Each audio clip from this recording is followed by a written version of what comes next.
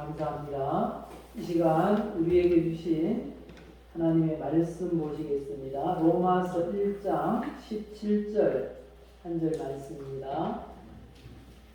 제가 가진 성경, 신약 성경 240쪽입니다. 로마서 1장 17절 우리 한 목소리로 하나님 말씀 읽으실까요? 복음에는 하나님의 의가 나타나서 믿음으로 믿음에 이르게 하나니 기록된 바 오직 의인은 믿음으로 말미암아 살리라 함과 같으니라. 아멘. 이 시간 주신 말씀을 통해서 오직 성경이라는 제목으로 말씀을 전하겠습니다. 이 시간 우리 한번 이렇게 고백합시다. 하나님 앞에 우리의 늘 하는 고백은 우리 인생이 그렇게 만들어지는 것을 의미합니다. 함께 고백합시다. 나는 하나님의 사랑을 받고 있습니다. 하나님은 나를 치료하십니다. 하나님은 나에게 복을 주십니다. 하나님, 하나님의 말씀대로 살도록 도와주세요.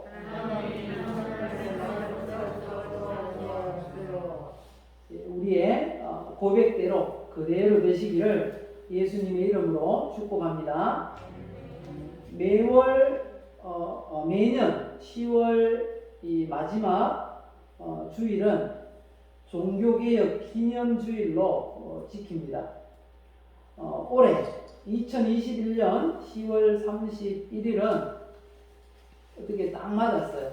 31일 오늘은 종교개혁 제 504주년 기념주일입니다. 언제 종교개혁이 있었는가 하면요, 1517년 10월 31일 이때 마틴 루터는 신학교 교수였습니다. 비텐베르그 대학 신학교 교수였는데 이분이 그 당시 천주교가 타락을 해서 거기에 대해서 반박문을 냈습니다. 95개 조 반박문을 비텐베르그 이 성당 정문에다가 붙였습니다. 대자보를 붙인 거죠.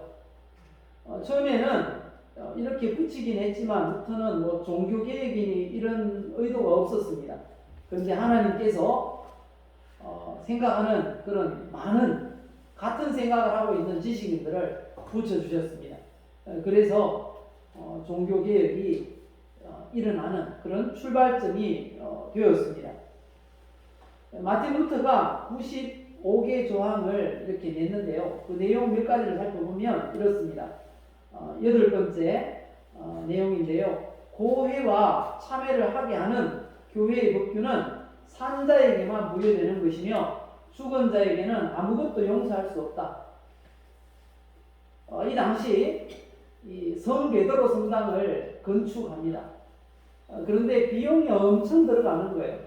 그 당시 이 건물을 짓는 데는 요즘처럼 뭐 6달, 뭐 3달 이렇게 걸리는 게 아니고요. 뭐 50년 막 이렇게 걸렸어요. 그러니까 비용이 얼마나 많이 들겠습니까? 그 성 베드로 성당을 건축하는데 비용을 많이 나기 위해서 했던 방법이 뭔가 하면 면죄부를 팔았습니다. 교황청에서 면죄부.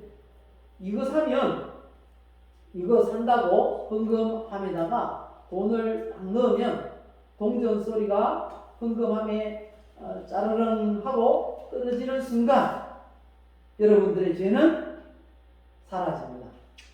그리고 돌아가신 부모님 지금 연옥에서 고생하고 있는데 지금 여러분들이 면죄부를 부모님을 대신해서 사는 순간 부모님의 영혼이 연옥에 있던 영혼이 천국으로 올라갑니다. 막 이렇게 설교를 했어요. 그러니까 그 부분을 지적하고 있는 것입니다. 고해와 참회하는 모든 교회의 법규는 산자에게만 부여되는 것이다. 죽은 자는 관여할 수 없다.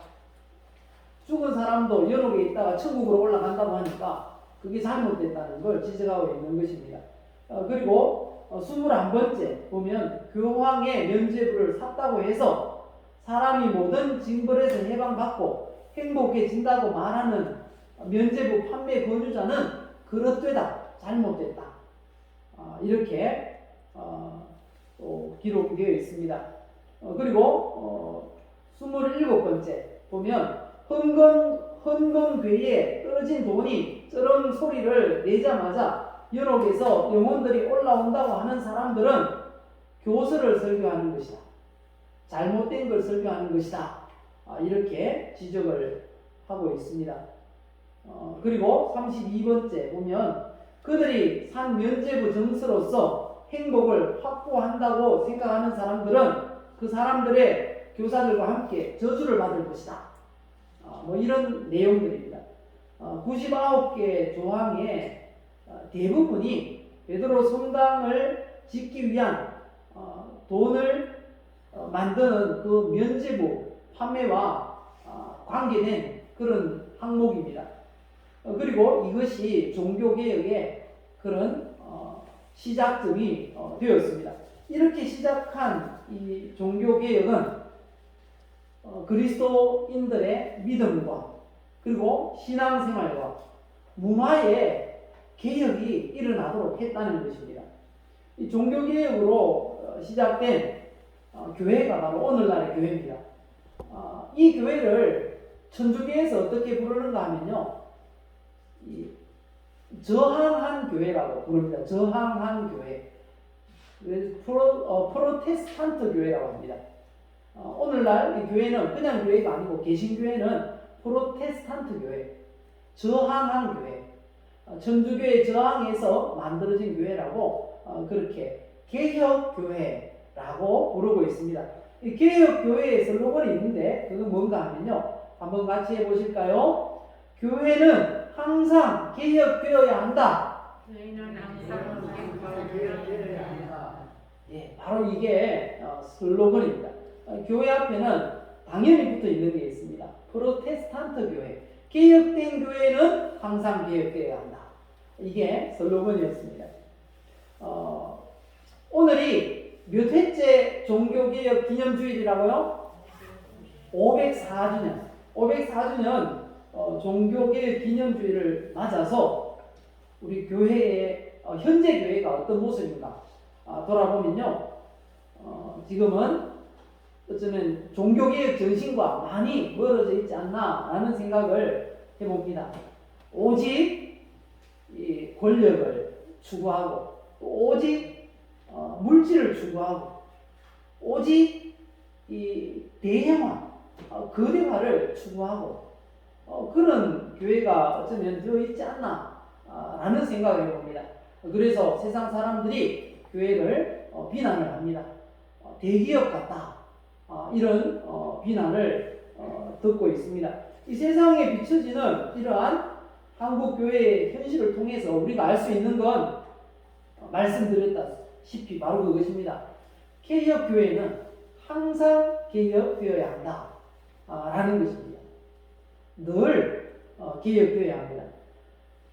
그런데 이 세속 문화들을 우리가 또 변형시켜야 할 그런 사명이 있습니다. 교회만 개혁될 뿐 아니라 문화들이 또 문제입니다.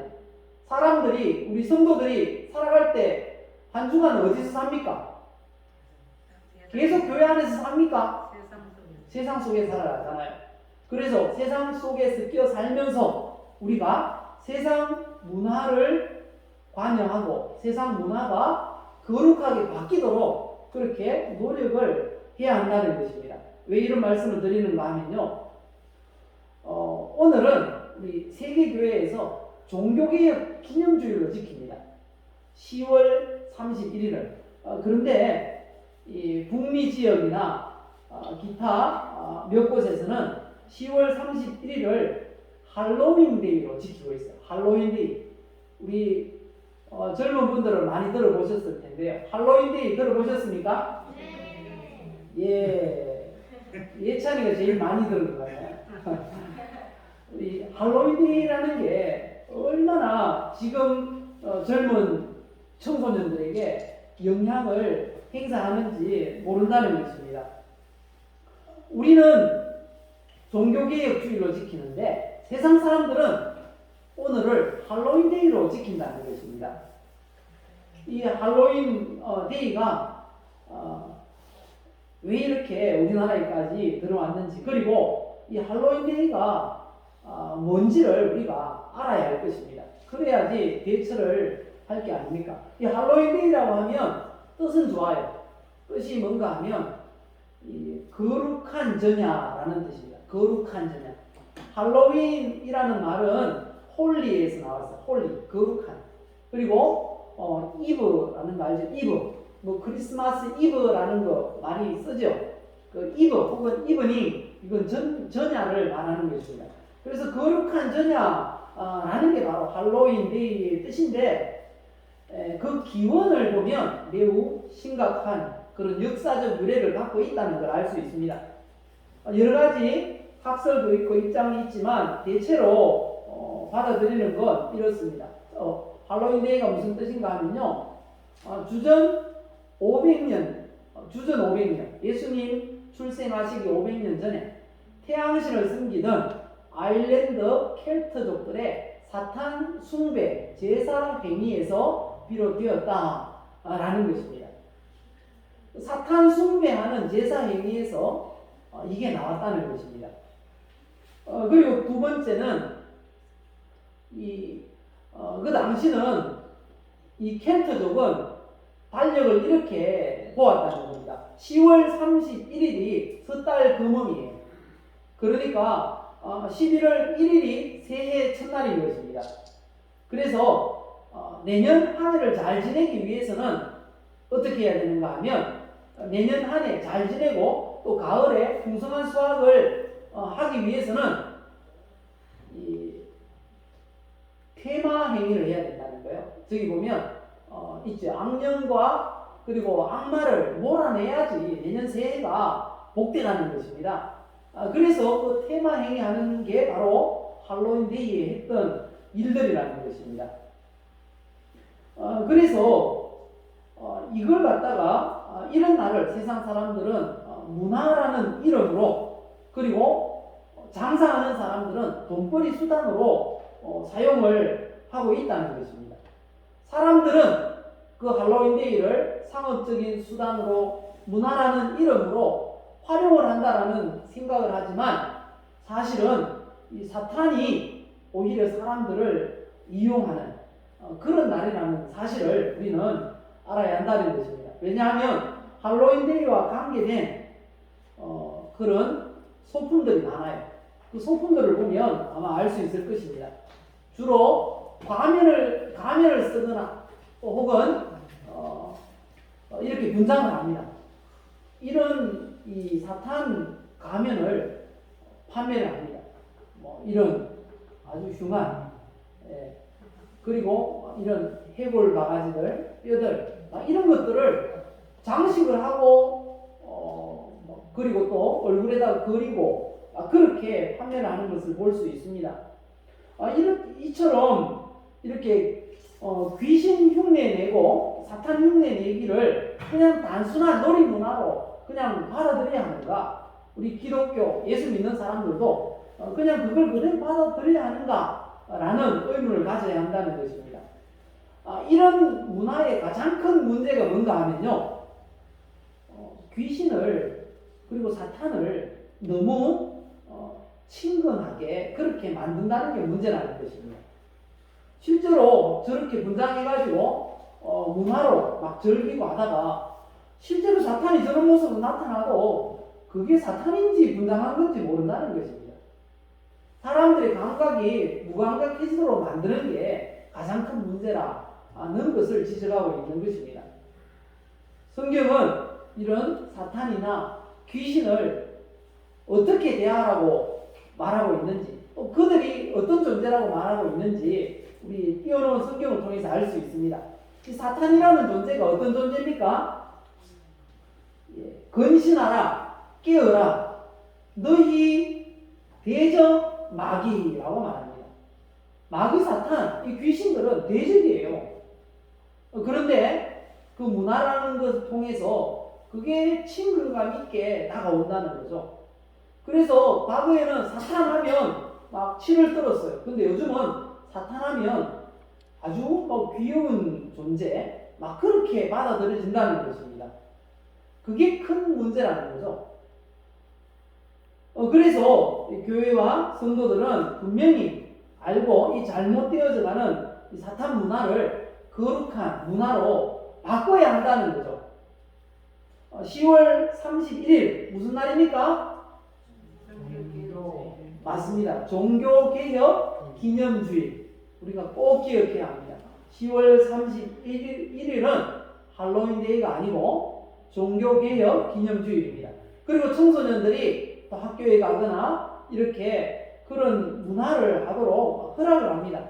학교에서 이상한 분장을 해오고 또 가면을 쓰고 오고 또 이상한 옷을 입고 이렇게 코스프레를 한다고 합니다. 그렇게 할 때 우리 믿는 우리 어린이들, 청소년들은 분장을 해도 뭐 천사 분장을 한다든지 뭐 그렇게 기독교 문화를 이렇게 좋은 문화를 알리는 그런 기회로 삼아야 하겠다라는 것입니다. 이렇게 변화시킬 수 있기 위해서는 세상에 우리가 흡수되는 게 아니고 세상을 변화시키기 위해서는 우리 교회가 진짜 개혁이 되어야 됩니다. 좋은 모습으로 계속해서 바뀌어져야지 우리가 세상 문화에 대해서 입을 뗄 수 있다는 것입니다. 자, 그러면 이 교회가 어떻게 바뀌어져야 되는가? 종교개혁의 슬로건은 5개가 있습니다. 5개가 있는데 그 중에 오늘 첫 번째 바로 이것입니다.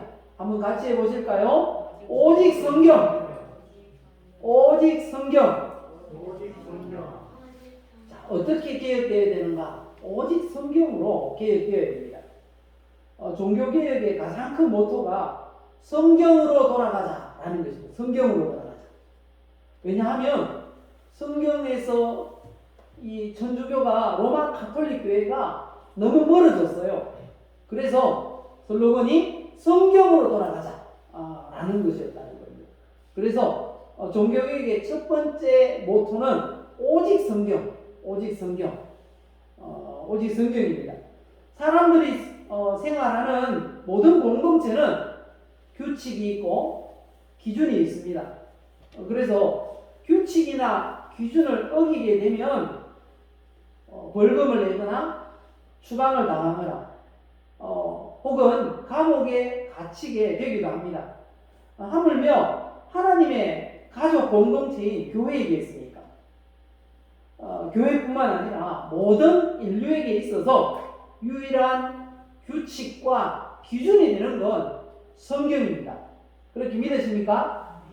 성경이 기준입니다. 우리의 생각과 말과 행동의 기준은 성경이어야 한다라는 것입니다. 왜 그렇습니까? 왜 성경이 기준이 되어야 할까요? 그 이유는요, 첫 번째는 성경은 뭐가 있다? 절대적인 권위가 있습니다. 절대적인 권위. 이 권위는요, 어떤 사람의 말이나 사상이나 체험이 결코 범접할 수 없는 그런 권위입니다. 왜냐하면 성경은 하나님의 말씀이고 하나님의 음성이기 때문입니다. 이 성경의 권위는 절대적입니다. 절대적. 두 번째도 아니고요. 그리고 어디에서 파생된 것도 아닙니다. 성경은 하나님께서 주신 말씀이기 때문에 하나님만큼이나 절대적인 권위를 가지고 있다는 것입니다. 교회는 반드시 이 성경의 권위에 복종해야 하는 것입니다. 실상 다른 모든 종류의 권위들, 천주교에서는 성경의 권위 위에 교황의 권위가 있다 말합니다. 그래서 교황이 성경도 막 뜯어고칩니다. 그건 잘못됐죠.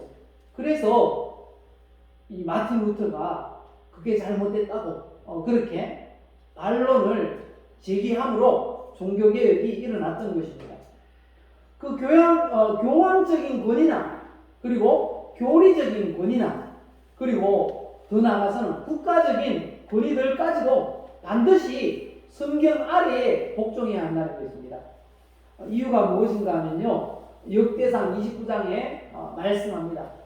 역대상 29장 11절 말씀, 자 우리 읽을 수 있는 분 같이 읽어봅시다. 여호와여 위대하심과 권능과 영광과 승리와 위엄이 다 주께 속하였사오니 천지에 있는 것이 다 누구의 것이라고요? 주님의 것입니다. 그리고 여호와여 뭐가 있습니까? 주권도 주께 속하였사오니 주는 높으사 만물의 머리시민이이다.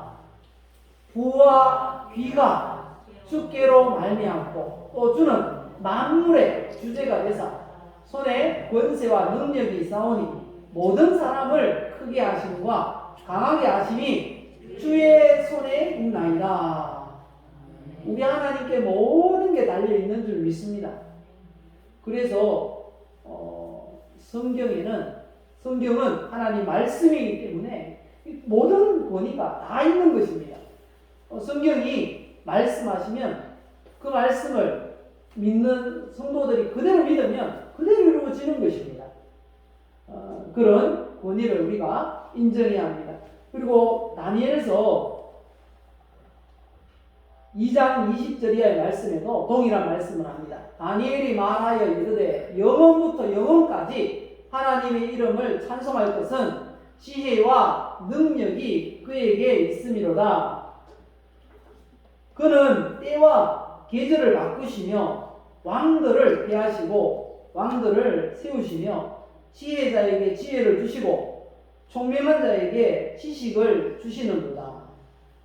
어떤 나라가 세워지기도 하고 폐해지기도 하고 왕들이 대통령이 세워지기도 하고 폐해지기도 하는 모든 것이 우리 하나님의 권세 아래에 속해 있다는 것입니다.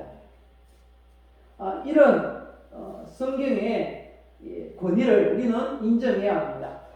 하나님이 그런 분이기 때문에 하나님의 말씀이 성경에는 절대적인 권위가 있다라는 사실을 우리는 알아야 하고 또 인정해야 합니다. 그리고 이 성경의 권위는 한순간 그렇게 부여되는 게 아니고요, 영원하다라고 성경이 말씀하십니다. 시편 119편 160절을 보시면요, 주의 말씀의 강령은 진리이오니 주의 의로운 모든 규례들은 어떻다고요? 영원하리다 라고 고백을 하고 있습니다. 하나님의 말씀의 권위는 영원합니다. 모든 이 세상의 만물은 다 변합니다. 사람도 변하고요, 그리고 우리가 거주하는 환경도 변합니다. 1년 전만 해도 세월못이 저렇게 예쁘게 공원이 생길지 또 감도 못 잡았죠. 그런데 금방 바뀌는 것을 볼 수 있습니다. 15년 전입니까? 그때는 구평 아파트 단지가 없었고 다 들판이었잖아요. 근데 15년, 20년입니까? 시간이 지나면 금방 바뀌는 거예요. 다 바뀌는 거예요. 누가 논이 있었다고 알겠습니까? 요즘 지나다니는 사람들이. 세상은 다 변합니다. 하지만 하나님의 말씀은 영원한 줄 믿습니다. 바뀌지 않습니다. 그래서 그 권위도 영원하다 라는 사실을 우리가 기억하시고 성경의 권위를 인정하시고 믿으시기 바랍니다. 그리고 성경에는 절대적인 능력이 있습니다. 우리가 성경을 판단할 수 없습니다. 성경이 우리를 판단해야 합니다. 왜냐하면 성경의 모든 문장과 단어들은 살아계신 하나님의 호흡으로 된 것이고 정확무오한 하나님의 말씀이기 때문입니다. 이 말씀에는 능력이 있습니다. 어떤 능력이 있는가? 가장 먼저 어떤 능력이 있다고요? 예, 창조의 능력이 있습니다. 하나님 말씀은 창조합니다. 무엇이든지 창조합니다. 우주 만물을 누가 만들었습니까? 하나님 만드셨습니다. 어떻게 만드셨습니까? 말씀으로 만드셨습니다. 창세기 1장 1절에 분명하게 말씀합니다. 태초에 하나님이 천지를 창조하시니라. 하나님이 이르시되 빛이 있으라 하시니 빛이 있었고, 이렇게 말씀합니다. 요한복음 1장 1절 이하에는 태초에 말씀이 계시니라. 이 말씀이 하나님과 함께 계셨으니 이 말씀은 곧 하나님이시라. 그가 태초에 하나님과 함께 계셨고 만물이 그로 말미암아 말씀으로 말미암아 지은 바 되었으니 지은 것이 하나도 그가 없이는 된 것이 없느니라. 하나님의 말씀으로 우주 만물이 창조되었다. 눈에 보이지 않는 모든 11차원까지, 고차원 세계까지 다 하나님께서 말씀으로 만드셨다는 것입니다. 말씀에는 무슨 능력이 있다고요? 창조의 능력이 있습니다. 그래서 하나님 말씀을 읽으면 어떻게 되겠습니까? 놀라운 일이 일어납니다. 막 창조되는 거예요. 우리의 둔한 우리의 지혜가 지혜롭게 창조가 되는 것입니다. 성경을 읽으면 우리의 또 악한 마음들이 다 변해서 정말 이 선한 마음으로 창조가 되는 것입니다. 성경을 읽으면 놀라운 그런 창조의 역사가 일어나는 줄 믿습니다. 그래서 성경에는 창조의 능력이 있다. 기억해야 합니다. 그리고 성경에는 두 번째 또 어떤 능력이 있는가 하면요, 온전하게 하는 능력이 있습니다. 제가 못 고쳤나. 온전하게 하는 능력. 따라합시다. 온전하게 하는 능력. 성경을 읽으면요, 온전하게 됩니다. 우리 모든 사람들은 부족하죠. 그렇지 않습니까? 부족합니다. 다 부족합니다. 무슨 박사 학위가 있다 그래가지고 만물 박사입니까? 그러면 아닙니다. 어떤 사람은 파리 박사예요. 다른 건 다 몰라요. 파리만 알아요. 그런 박사, 그게 박사라니까요. 세상 사람들이 박사님 해도 저 사람은 많이 알겠구나. 아닙니다. 그 부분만 압니다. 그 분야만. 다 부족합니다. 부족해요. 그런데 무엇이 그 부족한 사람을 온전하게 하는가? 바로 성경이 온전하게 한다는 것입니다. 디모데후서 3장 16절 이하에 분명히 말씀합니다.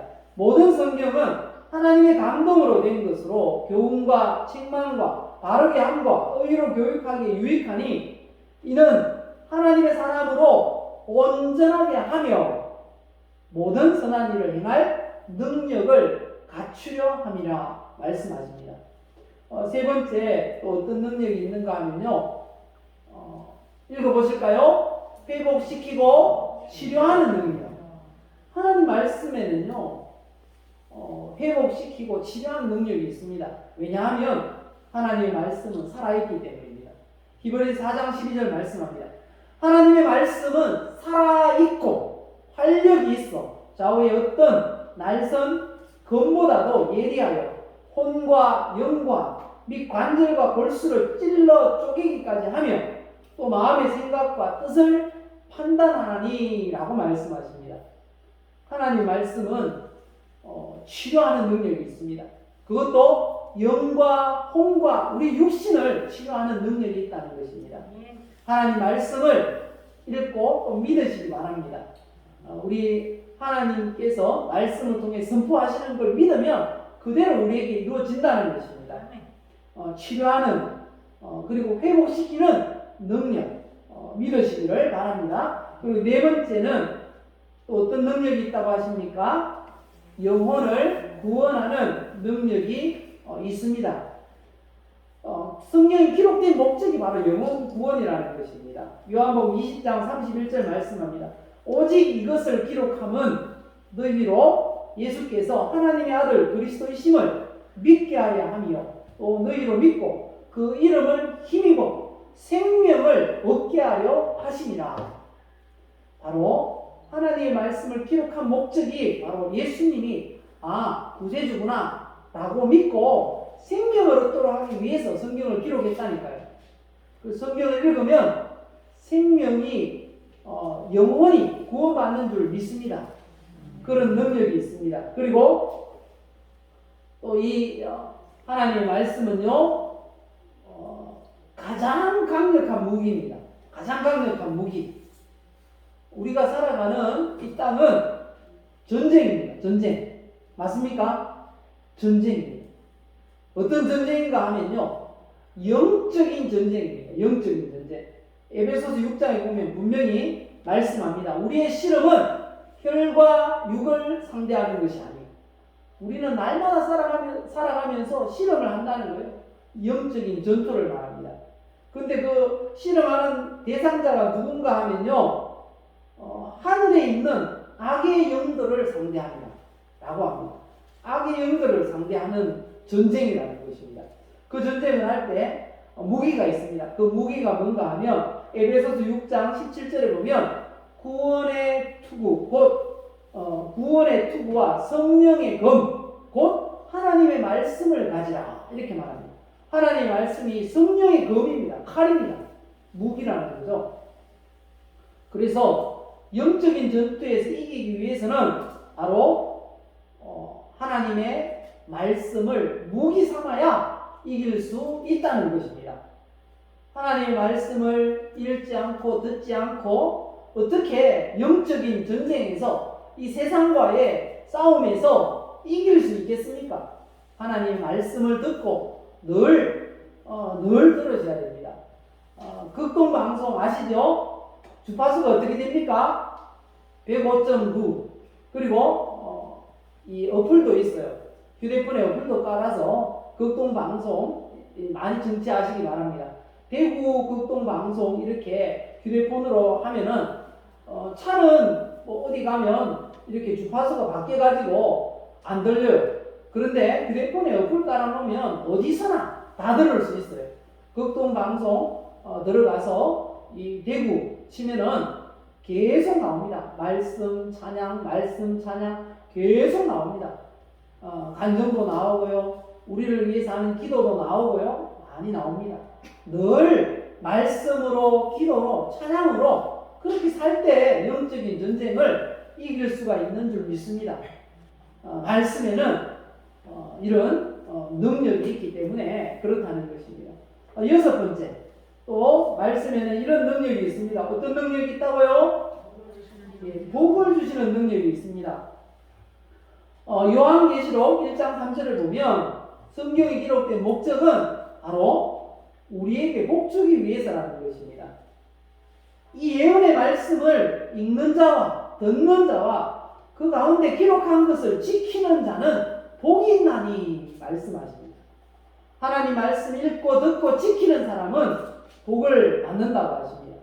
신명기 28장은 또 많은 복이 기록되어 있는데요, 그 복을 받기 위해서는 어떻게 해야 되는가 하면 하나님의 말씀을 삼가 듣고 네가 너에게 명령하는 말씀을 지켜 행할 때 하나님께서 복을 주신다고 하십니다.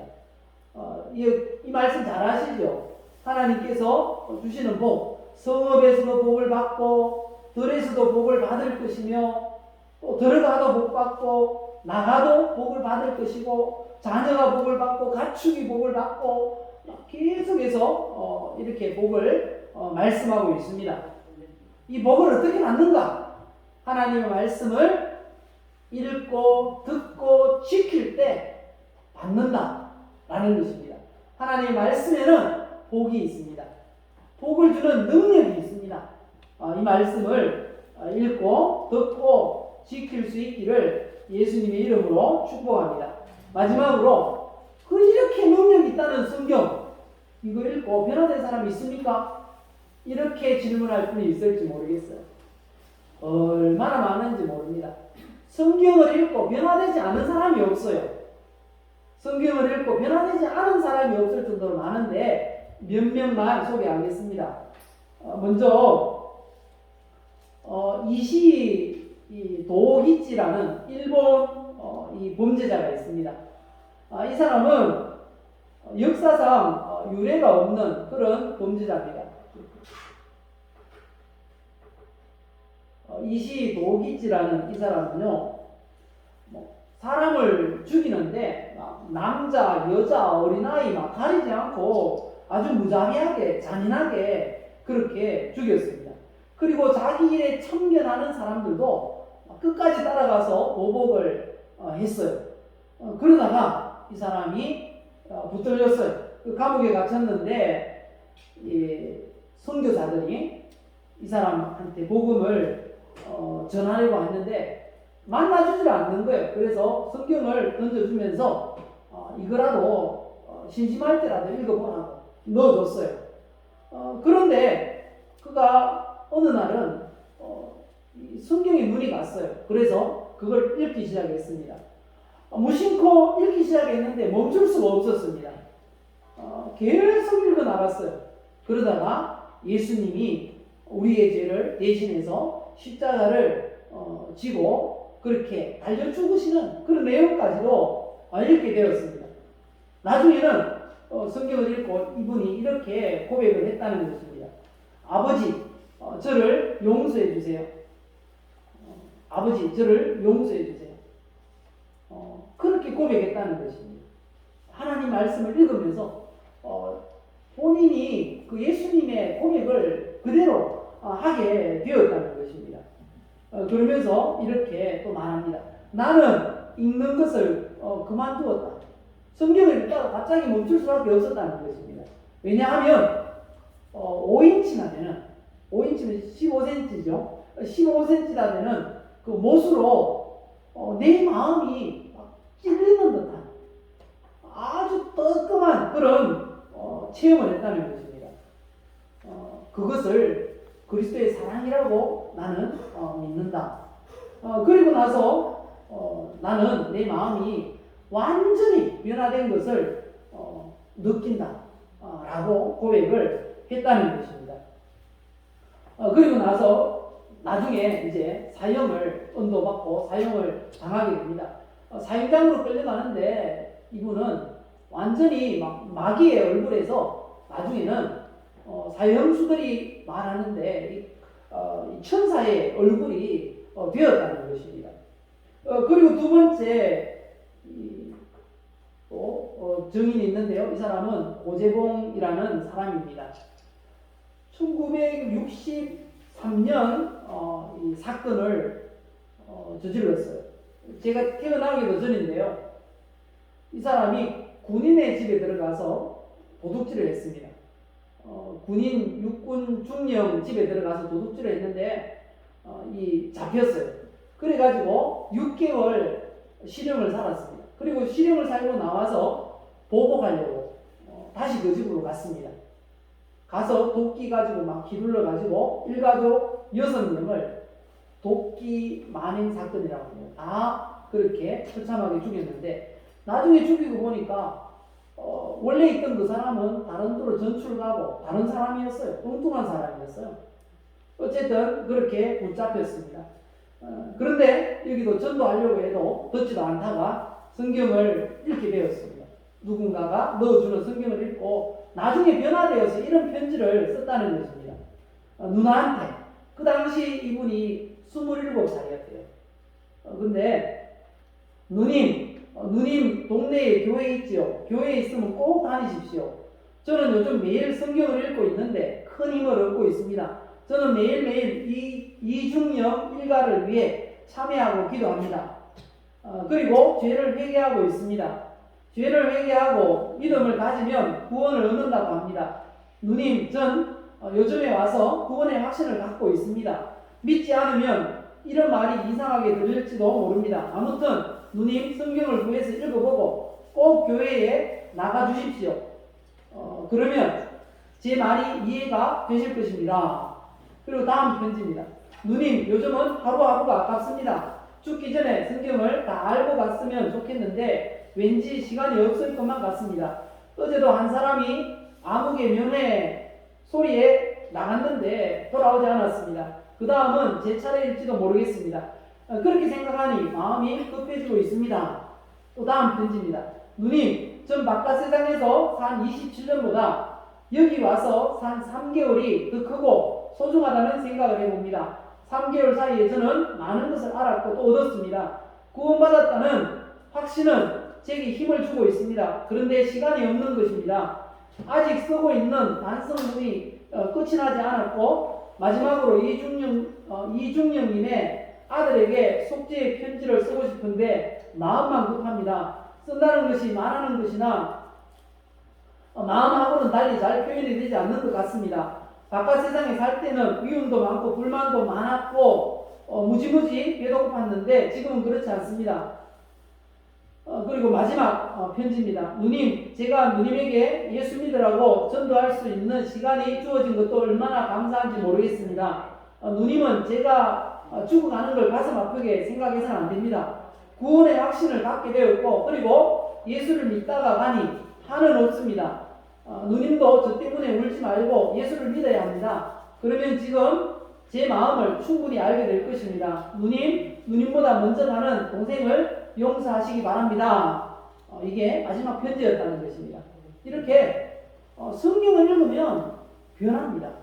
그리고 또 마지막 한 사람 더 소개하면요, 아마 이건 기억하시는 분도 계실 겁니다. 지종파라는 거기에 두목이 김현양인데 이 사람은 그냥 무조건 행복해 보이면 그냥 죽이는 거예요. 그리고 막 인육을 먹었다고 합니다. 인육을 먹기도 하고 사람을 많이 죽이기 위해서 그렇게 했다는 것입니다. 그랬던 사람인데 이 살인 공장을 만들어 가지고 사람들을 엄청 죽였는데 이 사람이 나중에는 성경을 읽고 이렇게 바뀌었다는 것입니다. 참여합니다. 저 같은 사람도 예수 그리스도를 믿음으로 구원받는다는 이 신비를 온 천하에 전하고 싶습니다. 그동안 저를 위해 수고하신 직원들과 사랑을 아끼지 않으신 자매, 목사님 모두에게 감사합니다. 그리고 하늘나라 갈 것을 확신합니다. 그곳에서 여러분을 만나고 싶습니다. 이렇게 말했다는 것입니다. 이 사람은 살인마입니다. 살인마. 완전히 마귀라 말할 수 있다는 거죠. 그런데 이 사람이 성경을 읽고 천사로 변해버린 것입니다. 그래서 그 선산 출신 그 교도소에서도 간증했던 분 계시잖아요. 박효진 장로님 기억하십니까? 간증을 한번 들었는데 그분이 그렇게 고백했잖아요. 이런 사람들을 보면서 고백한 게 이 성경이 바꾸지 못할 사람 없다. 이 믿음이 하나님이 변화시키지 못할 그런 사람은 없다라고 책을 낼 정도로 그런 놀라운 역사가 일어났다는 것입니다. 우리도 성경으로 변화되고 또 변화시키는 그런 일을 감당해야 합니다. 오직 성경 한번 우리 같이 선포하고 말씀 맺겠습니다. 오직 성경. 네, 성경 많이 읽으시고 그리고 들으시고 또 지켜 행하심으로 우리가 변화되고 우리 교회가 개혁이 되고 나라와 민족이 더 살기 좋아지는 그런 놀라운 은혜가 우리 가운데 넘치시기를 예수님의 이름으로 축복합니다. 기도하겠습니다. 우리 합심해서 기도합시다. 하나님 말씀을 읽고 그리고 듣고 지켜 행함으로 성경의 이 놀라운 능력을 경험하게 해 주옵소서. 주여 한번 부르시고 함께 기도하겠습니다.